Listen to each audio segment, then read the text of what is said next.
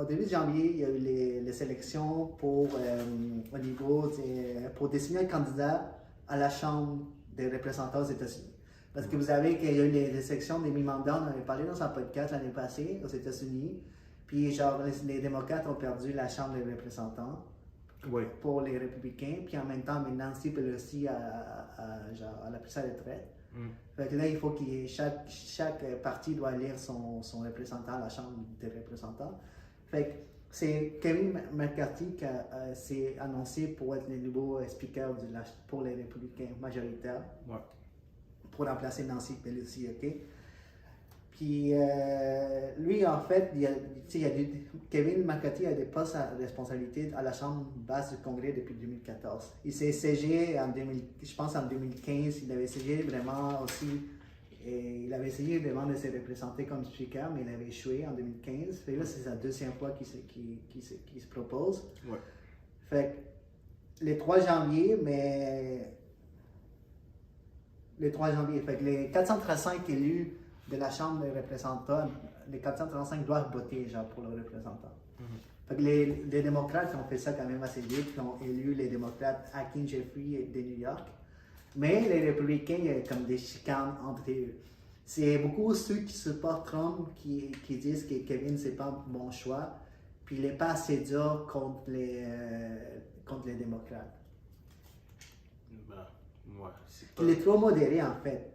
C'est ça il est trop modéré, puis il n'est pas assez dur contre tout ce qui est contre les démocrates. C'est ça qui le reproche beaucoup. Et puis ça arrive dans une période où les républicains ont déjà du mal parce qu'il y a eu toute l'histoire avec Santos, celui qui a inventé toute sa vie et tout pour être élu. Ah oui, j'ai entendu, mais j'ai pas beaucoup de. Oui, j'ai un représentant républicain qui est en train, genre, en pleine enquête parce qu'il y a tout. Il a inventé toute sa vie. Oui, exactement. Mais tu sais que les présidents, en fait, les speakers de la Chambre des représentants est la troisième personne plus importante après le président et la vice-présidente. Oui, aux États-Unis. Oui, c'est ça. Fait qu'admettons, si le président et la vice-présidente ne sont pas là. Si Biden disparaît, Kamala Harris se fait relever par des aliens. Exactement, c'est Kevin qui devient genre président. Exactement. Fait que c'est vraiment. Ils ont été incapables d'élire un élu. Puis la dernière fois que ça arrivait, c'était il y a plus de 100 ans. La dernière fois que ça arrivait, c'est en 1856. Puis ça a pris 2 mois et 135 tours pour choisir un speaker. OK? Puis depuis 100 ans, c'est pas arrivé. Mais pour Kevin, ça a pris 14 votes pour qu'il soit élu. 14, genre. Parce qu'à chaque fois, il y a tout le temps des gens qui sont pro-Trump qui s'opposaient à qui devienne speaker de la Chambre des représentants. Parce que ça nécessite en fait 218 votes pour qu'il soit élu. Puis à chaque fois, les 14 votes au début, ça passait pas, il a essayé.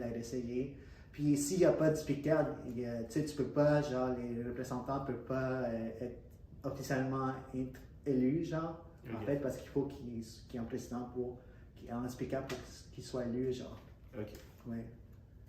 Fait que c'est ça. Ça, c'était une nouvelle qui s'est passée au début du mois de janvier, mais finalement, il a été élu. Puis, mais c'est que genre, ceux qui étaient contre, ils voulaient, genre, des choses comme, ils veulent plus d'enquêtes sur Joe Biden, tout ce qui est Afghanistan, COVID.